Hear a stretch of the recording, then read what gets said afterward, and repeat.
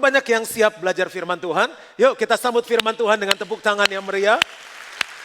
Saya akan sampaikan bagian yang kelima, Covenant of Blessing, perjanjian berkat. Karena 8 seri pelajaran ini bukan hanya menolong kita hidup dalam berkatnya Tuhan, tapi kita bisa mengajarkan sama anak-anak kita, bahkan kepada banyak orang, bagaimana hidup kita bisa diberkati oleh Tuhan. Secara status kita adalah anak dari Bapa di surga yang sangat kaya. Kita adalah ahli waris kerajaan surga. Tapi berkenyataannya ada banyak orang yang rekening dan dompetnya kosong. Bagaimana caranya kita meraih berkat yang telah Tuhan siapkan? Kita harus berjalan dengan iman di dalam perjanjian berkat. Ulangan 8 ayat 18. Tetapi haruslah engkau ingat kepada Tuhan Allahmu, sebab Dialah yang memberikan kepadamu kekuatan untuk memperoleh kekayaan. Kalau Tuhan kasih langsung kekayaannya, kita bisa jauh dari Tuhan, bisa sombong, kita bisa hancur. Dengan maksud meneguhkan perjanjian yang diikrarkannya dengan sumpah kepada nenek moyangmu seperti sekarang ini. Berarti Tuhan serius banget anak-anaknya diberkati. Ada 7 kekuatan yang Tuhan kasih. Yang pertama adalah kekuatan untuk mengelola. Yuk sama-sama. Yang kedua adalah kekuatan untuk memberi. Yang ketiga adalah kekuatan untuk bekerja. Yang keempat adalah kekuatan hikmat. Yang kelima adalah kekuatan bergantung kepada Tuhan. Yang keenam adalah kekuatan berkata-kata. Dan saya akan tutup yang ketujuh dengan kekuatan bersyukur. Hari ini kita masuk ke kekuatan yang keempat, yaitu hikmat. Yuk sama-sama katakan hikmat. Pengkhotbah 10 ayat 10. Hikmat bahasa Inggrisnya wisdom. Ada banyak orang yang sering dengar kata ini tapi nggak gitu ngerti apa sih hikmat. Jika besi menjadi tumpul dan tidak diasah, maka orang harus memperbesar tenaga. Ibu-ibu yang masak pasti ngerti ini. Tetapi yang terpenting untuk berhasil adalah hikmat. Baca bagian yang kedua sama-sama, 2, 3. Tetapi yang terpenting untuk berhasil adalah hikmat. Apa sih itu hikmat? Hikmat adalah penggunaan suatu pengetahuan dengan benar. Penggunaan suatu pengetahuan dengan benar. Jadi untuk dapat hikmat kita mesti punya dulu pengetahuan. Makanya banyaklah membaca, banyaklah mendengar, banyaklah menonton, banyaklah ikut seminar. Supaya apa? Pengetahuan kita bertambah. Ada anak-anak yang gak mau sekolah bilang ini, pendeta bilang yang penting untuk berhasil adalah hikmat, gak usah sekolah. Nah kalau gak sekolah gak punya pengetahuan. Begitu hikmat diperlukan apa yang mau ditarik? Kosong semua di dalam. Jadi hikmat adalah menggunakan pengetahuan dengan benar. Kenapa hikmat perlu? Contoh, di sekolah ada 10 orang mendengarkan guru yang sama, di jurusan yang sama, tapi dari 10 orang cuma 1 orang yang jadi orang. Berhasil naik terus karirnya. Yang satu biasa aja, yang satu bangkrut. Dalam pernikahan, semua mungkin sudah ikut marriage upgrade, ikut precious love. Mereka tahu ayatnya, hai suami-suami, kasihlah istrimu sama seperti Kristus mengasihi jemaatnya. Hai istri-istri, tunduklah kepada suamimu seperti bagaimana seharusnya di dalam Tuhan. Itu kan pengetahuan. Tapi ada 10 pasang suami istri yang sebagian bahagia, yang sebagian gak bahagia. Karena cara dia menggunakannya salah. Begitu ada masalah dia bilang gini, lu baca tuh Alkitab, ngerti gak lo? Lu harus tunduk sama suami, tunduk dimulai. Wah istrinya keluarin celurit. Dia punya pengetahuan tapi memakainya gak benar. Hikmat adalah memakai pengetahuan dengan benar. Contoh lagi, 10 orang ini masing-masing punya uang 10 juta. Sama ya, 10 juta ya, gak ada yang campur daun. 10 juta, captiau. Tapi dari 10 juta itu ada yang langsung habis. Aku beli tas, nih aku beli ini. Ada yang 10 juta gak bertambah-tambah 10 juta. Sampai Yesus datang sampai monyong 10 juta.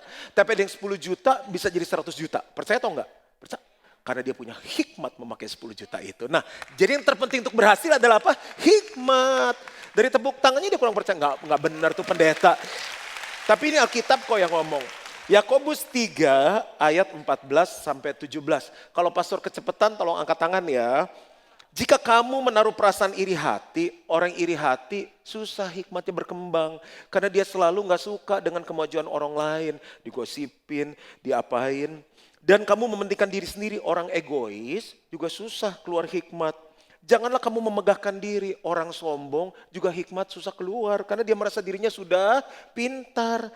Dan janganlah berdusta melawan kebenaran, apalagi orang suka bohong. Jadi dia bingung nih, ini hikmat atau hakmit. Dia suka bohong. Itu bukanlah hikmat yang datang dari atas atau dari Tuhan. Tetapi dari dunia, dari nafsu manusia, dari setan-setan.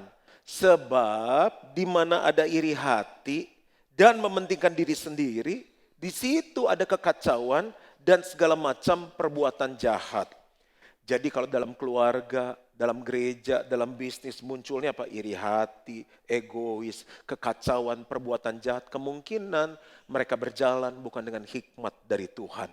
Ayat 17, bagaimana ciri-ciri kita berjalan dalam hikmat Tuhan? Tetapi hikmat yang dari atas, yang dari Tuhan, pertama-tama adalah murni, tulus, sincere. Orang bisa rasa kok kita tulus atau enggak. Lalu pendamai, peramah, penurut, penuh belas kasihan, dan buah-buah yang baik. Kalau hikmatnya dari Tuhan, buahnya pasti baik. Tidak memihak dan tidak munafik. Munafik adalah muka nabi, pikiran kotor. Jadi depan sama belakang beda. Tapi kalau hikmatnya dari Tuhan, apa adanya aja, otentik. Kita simpulkan, ada beberapa macam hikmat. Jadi jangan langsung terkesan, pintar sekali ini orang berhikmat. Iya, tapi hikmat siapa?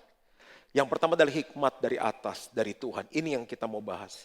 Yang kedua adalah hikmat dari dunia.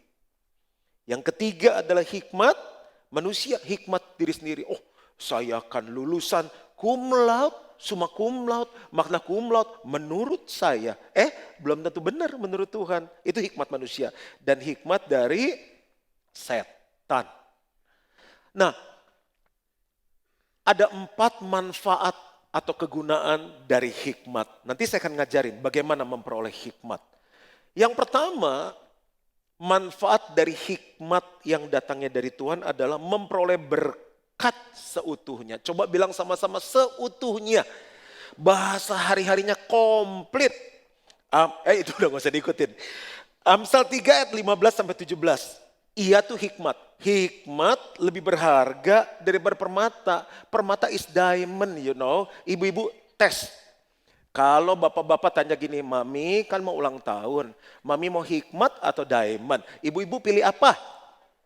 Ya ampun, baru dengar Alkitab. Masih tetap pilih diamond.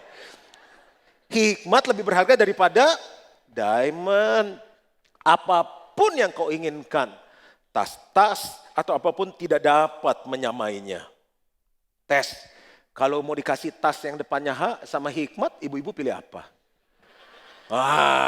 Gitu dong. Pendeta jadi senang dan Tuhan senang. Umur panjang ada di tangan kanannya. Pengen dong umur panjang. Di tangan kirinya kekayaan dan kehormatan. Udah penuh nih tangannya. Jalannya adalah jalan penuh bahagia. Serta jalannya sejahtera semata-mata.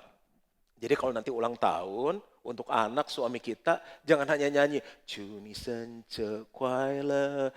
Nyanyi begini, umur panjang di tangan kanan, di tangan kirinya kekayaan dan kehormatan sampai selamanya. Itu nanti terjadi dalam hidup orang-orang kita kasihi. Yuk kita simpulkan. Hikmat dari Tuhan menuntun kita yang pertama kepada berkat jasmani. Apa berkat jasmani? Umur panjang. Yang kedua berkat jiwani. Apa sih berkat jiwani? Kehormatan. Kalau umur panjang gak dihormatin, dikutukin orang buat apa? Masih hidup aja dia. Kan gak enak hidup begitu. Lalu berkat materi kekayaan. Dia umur panjang dihormati tapi bokeh. Gimana? Sampai kita pengen jual itu kehormatan karena dihormati tapi bokeh. Yang berikutnya adalah berkat rohani, kebahagiaan dan kesejahteraan. Oke, umur panjang oke, mau? Kekayaan mau? Kehormatan mau? tapi nggak bahagia. Nggak mau, ini berkat yang seutuhnya. Apa ada Pak? Saya sih berusaha objektif ya. Berusaha objektif. Saya lihat papa saya. Papa saya itu yang mengajarkan hidup, mengajarkan hikmat. Dan dia hidup dipimpin oleh hikmat Tuhan. Kalau saya lihat umurnya cukup panjang, 77 tahun ya. Itu ada yang 109. Ini kan saya cerita bapak saya ya. Jangan protes dulu, 77 tahun. Yang kedua dia dihormati. So far yang saya tahu ya. Kok bisa tahu Pak begini? Selama saya ke pasar pik kemanapun gak ada yang komplain. Ini anaknya bapaknya kalau makan mie gak bayar. Gak ada, masih dihormati. Saya kalau ke acara-acara duduk di belakang. Ini Juan Mogi siapa ya? Anaknya Pak Mogi ya? Iya, saya bilang, duduk di depan gitu. Yang lain untul, saya duduk di depan. Bukan kan, berarti bapak saya dihormati. Coba kalau, ini Juan Mogi, anak Pak Mogi ya? Security, Raja Wali 2, ini tolong dia. Nah berarti bapak saya kurang dihormati. Syukur sampai sekarang umur panjang lewat. Tapi saya minta maaf loh, kalau ada di luar yang saya nggak tahu, papa mama saya buat kesalahan, saya mohon dimaafkan. Ini setahu saya, dia umur panjang, dihormati, kekayaan, terakhir saya tanya 10,7 triliun atau enggak lagi. Jadi buat bahan gosip nanti, kita catat nih. Enggak, tapi pasti enggak pernah kali, Ayun gini enggak, nyusahin anak enggak pernah, mana dia memberi untuk anak. Jadi maksud saya ya, dia masih makan, oke, susah kurus. Kan kaya relatif, nanti kalau saya bilang papa saya kaya segini, nanti yang orang kaya tersinggung. Lalu berkat rohani, dia enjoy, bahagia. Kemarin saya pergi sama cucu, nonton film, saya minta tolong sih, Pak boleh titip enggak?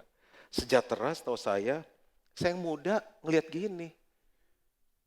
Pengen ya, tua kayak dia, umur panjang, dihormati, uang punya, bahagia dan sejahtera juga oke.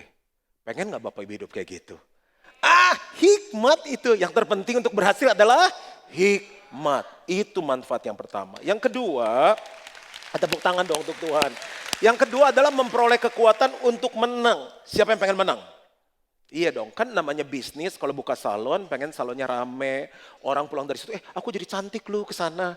Kita punya restoran rame, orang makan, aduh enak, udah banyak, terus enak, banyak, murah, itu orang Indo paling suka kayak begitu.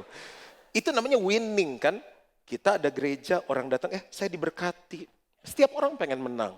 Yesaya 2 ayat 2-3. Akan terjadi pada hari-hari yang terakhir, gunung tempat rumah Tuhan akan berdiri tegak di hulu gunung-gunung dan menjulang tinggi di atas bukit-bukit. Segala bangsa akan berduyun-duyun ke sana. Dan banyak suku bangsa akan pergi serta berkata, ini gereja akan penuh dengan orang-orang yang mau belajar. Mari kita ke Gilgal, ke rumah Allah Yakub, supaya ia mengajar kita. Tuhan mengajar kita tentang apa? Jalan-jalannya. Dan supaya kita berjalan menempuhnya. Sebab dari Sion, dari rumah Tuhan akan keluar pengajaran dan firman Tuhan dari Yerusalem. Apa hubungannya hikmat sama kemenangan? Coba kita lihat slide yang berikut ini. Jadi dari hikmat, kan dari rumah Tuhan akan keluar apa? Jalan-jalan. Jadi dari hikmat akan lahir strategi, itu jalan-jalan. Kita ngomong sama istri, kalau pakai strategi beda hasilnya. Timingnya tepat gak ya? Tempatnya tepat gak ya? Kita ngomong sama bos, bisa naik gaji, bisa turun gaji, tergantung strategi. Hikmat, strategi melahirkan apa? Kemenangan. Kemenangan melahirkan apa? Kemuliaan. Apa sih Pak kemuliaan? Kemuliaan tuh gini, semua yang Tuhan punya namanya kemuliaan. Karakternya, sifatnya, berkatnya, itu kemuliaan. Jadi strategi untuk menang adalah hikmat. Saya coba tulis-tulis sebentar. Ini pribadi, ini gereja. Bapak Ibu mungkin aplikasi ke pekerjaan atau bisnis. Saya mulai ikut Tuhan minus. Nggak usah dibahas minus itu apa. Sekarang plus. Dari minus sampai plus, saya minta hikmat Tuhan. Tuhan menunjukkan strategi. Strategi menghasilkan kemenangan. Dan kemenangan kemuliaan. Contoh, pertama kali saya dapat gaji 250.000, saya bingung. Mau dibagaimanain. Tapi dari situ saya udah belajar, saya minta hikmat Tuhan. Bagaimana mengelola ini. Karena 2 ikan, 5 roti di tangan Tuhan bisa dilipat gandakan. Saya bahkan dulu gak ngerti investasi. Tuhan ketemukan saya dengan orang yang ngerti investasi. Bisa dia ngerti properti. Dia ngerti saham. Dia ngerti mata uang asing. Dia ngerti C, dia ngerti D, ngerti E. Tapi dari semua yang Tuhan pertemukan saya tetap pilih. Tuhan, yang mana saya harus melangkah. Jadi waktu saya mengelola, saya minta hikmat. Waktu saya menabur untuk pekerjaan Tuhan, saya minta hikmat. Waktu saya menginvestasikan, saya minta hikmat. Dari minus itulah Tuhan kasih strategi sampai bisa plus. Jadi jangan suka ikutan. Semua, jadi investasi apa ya? Kalau gue sih emas, langsung kita ganti semua emas. Gigi kita copot emas semuanya. Shalom. Harga emas turun. Harga emas turun, jantung kita ikut turun. Saham ya? Kayak lu lihat itu, coba Warren Buffett. Dia saham mainnya. Kita beli saham, nggak ngerti, nggak dalam, nyali kurang kuat. Begitu turun, kita ikut turun, jantung langsung ke kaki. Irama jantung berbeda, jadi rugi. Jangan lihat apa yang orang buat. Boleh belajar tapi tanya Tuhan, hikmat Tuhan untuk aku menang apa ya. Supaya dari minus bisa jadi plus. Gitu. Nah, dan juga bicara mengenai kemenangan, kalau kita menang tujuannya buat apa? Indonesia merdeka, menang supaya freedom. Nah, istilah ini beredar di pasaran, namanya financial freedom. What does it mean? Nah, kalau Bapak Ibu, saya punya ratusan buku keuangan. Kalau kita baca, mabok kita. Contoh, financial freedom, ada financial freedom absolute, financial freedom vitality. Pusing aku juga bacanya. Contoh dia bilang ini, kalau kita punya duit sampai 24 bulan gaji kita, itu kita financial freedom. Ada bilang gini, kalau kita tanpa bekerja, kita punya investasi yang mengalirkan dana berupa passive income, dan kita bisa hidup dengan gaya hidup kita sekarang, dan gaya hidup yang kita mau, itu financial freedom. Pusing kita baca. Akhirnya saya tanya firman Tuhan, apa sih? Tuhan jawab saya begini, ibadah disertai rasa cukup, memberi keuntungan yang besar. Itu financial freedom. Karena orang punya 1 triliun, kalau gak punya rasa cukup, tetap gak freedom. Belum freedom, belum freedom, belum freedom. Tapi ada orang yang punyanya 100 juta, dia sudah freedom, sudah freedom. Yang paling luar biasa punya 100.000, sudah freedom, sudah freedom.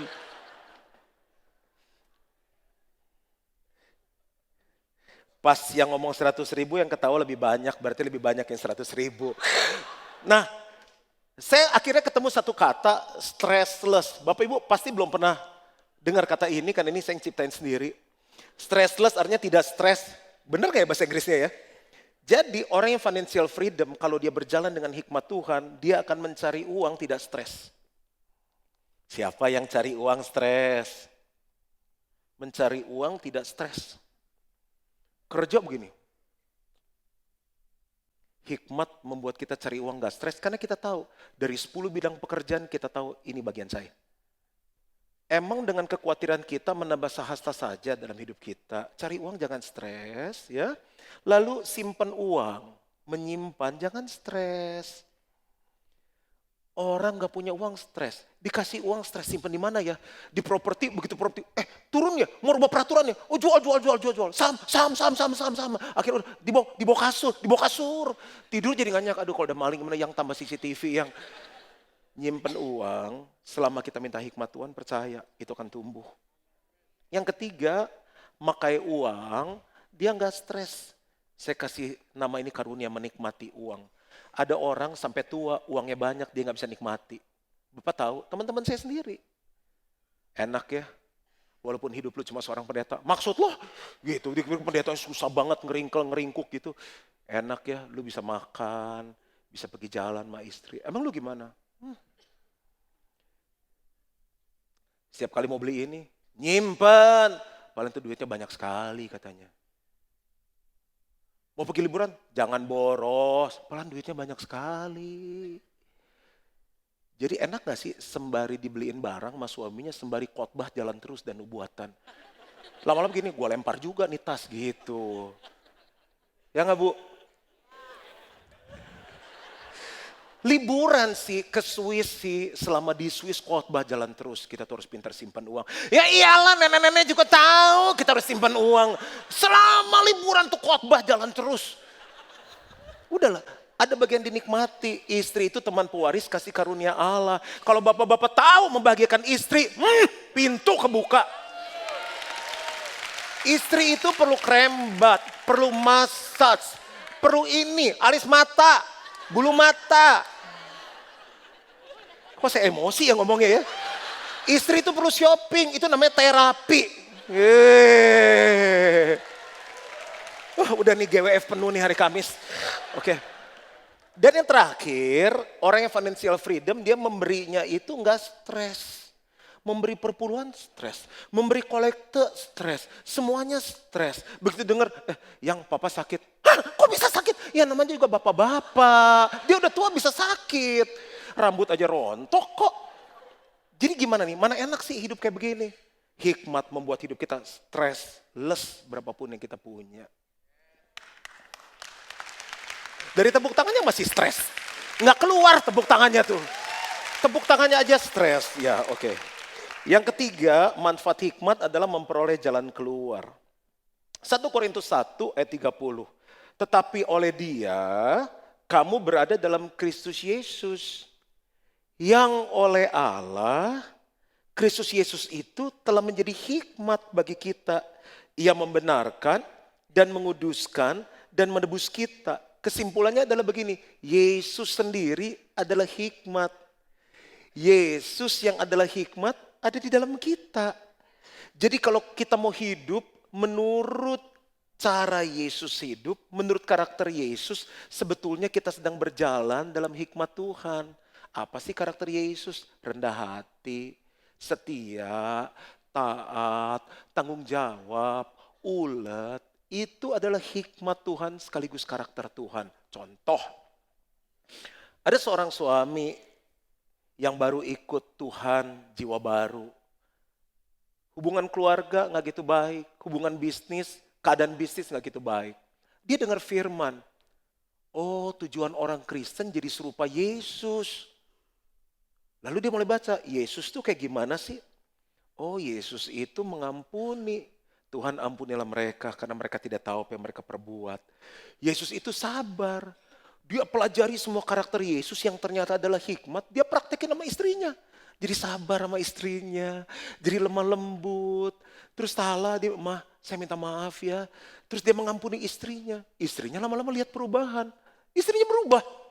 Istrinya berubah, mengampuni suami, terus dia baca, istri adalah teman pewaris, kasih karunia Allah. Jadi saya harus rawat dia. Dia mulai sayang istrinya, perhatiin istrinya. Istrinya senang dong. Begitu istrinya senang bersatu, lengket, tiba-tiba pintu-pintu bisnis terbuka. Itu yang saya sebut hikmat menuntun kita kepada jalan keluar. Kita nggak perlu kejar apa yang bisa datang sendiri dalam hidup kita.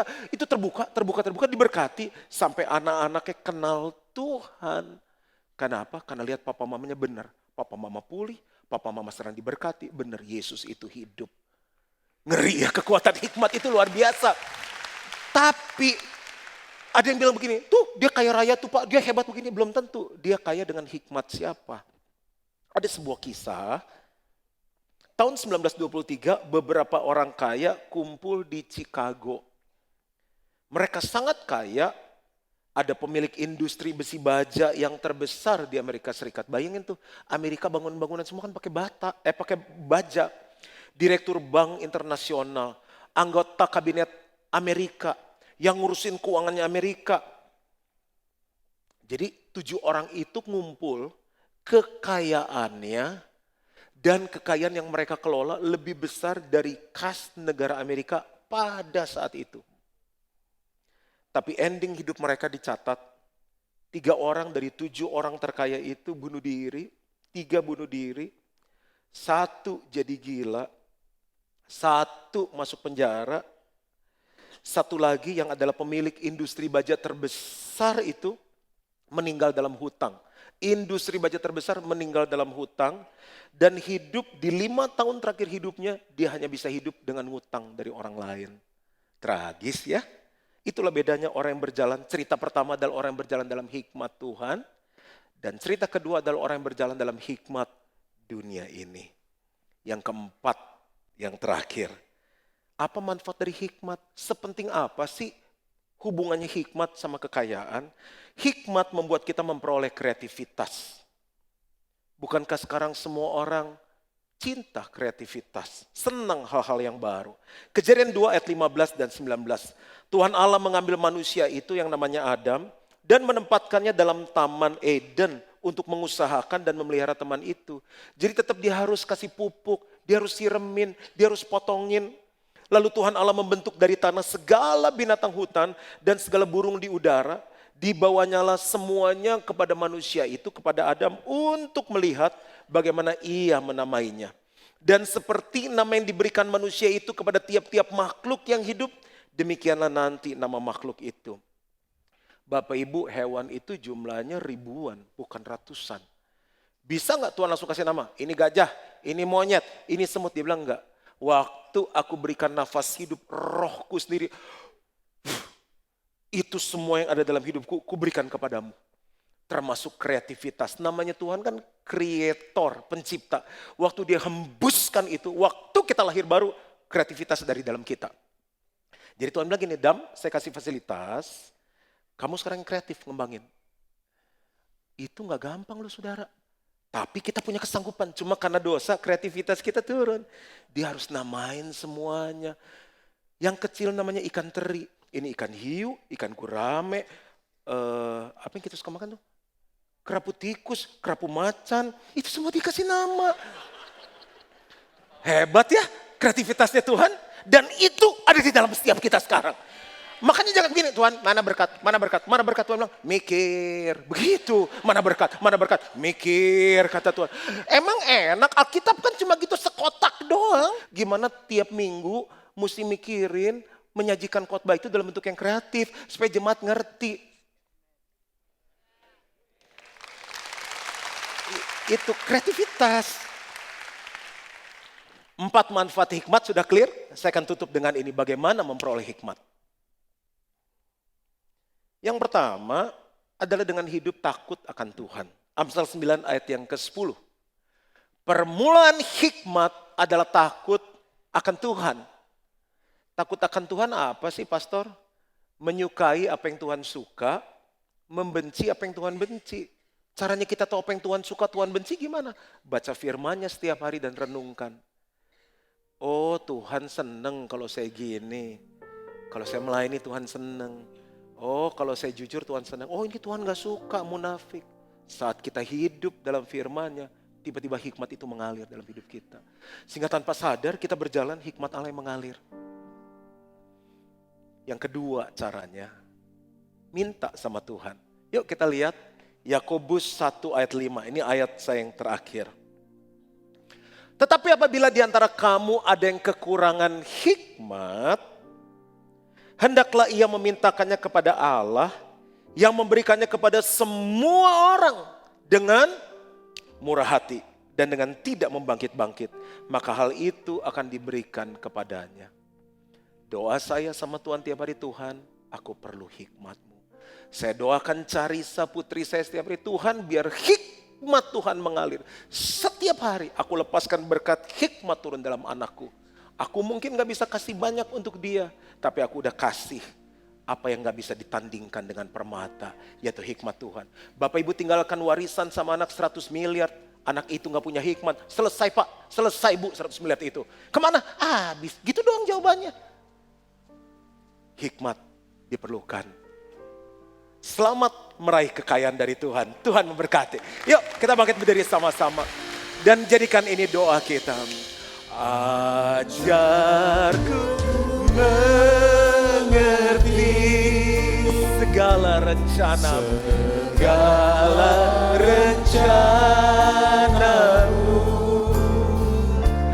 Ajarku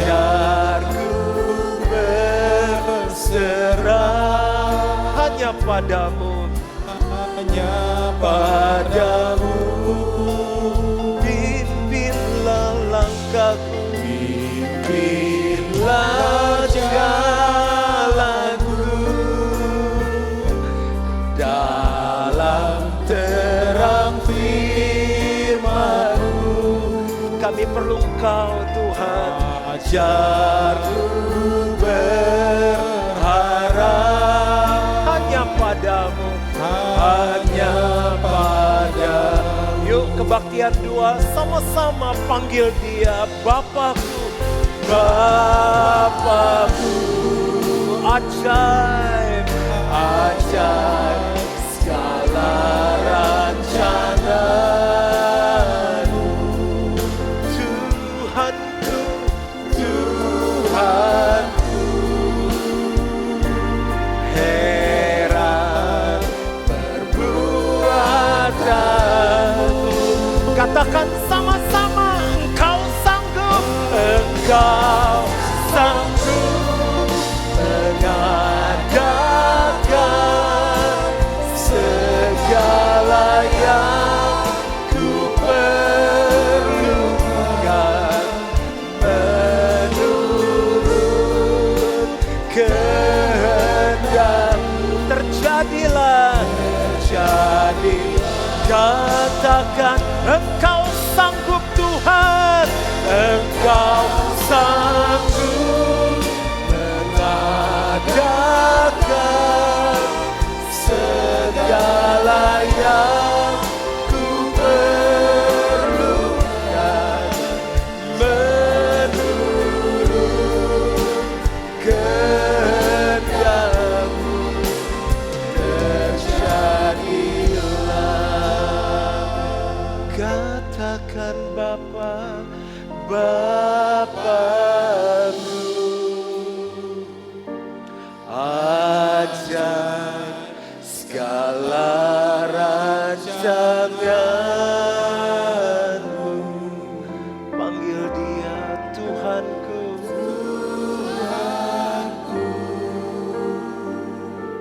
Heran perbuatan-Mu. Yang percaya katakan Engkau sanggup mengadakan segala yang ku perlukan menurut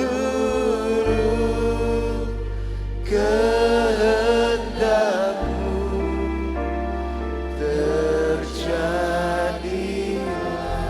yang perlu Tuhan, angkat kedua tangan kita. Kami mengangkat tangan dan kami mau bilang Engkau sanggup untuk mengadakan segala yang kuperlukan. Bapak Ibu ambil waktu dengan Tuhan, bicara. Sampaikan apa yang kau perlukan, karena dia bilang minta maka akan diberikan kepadamu.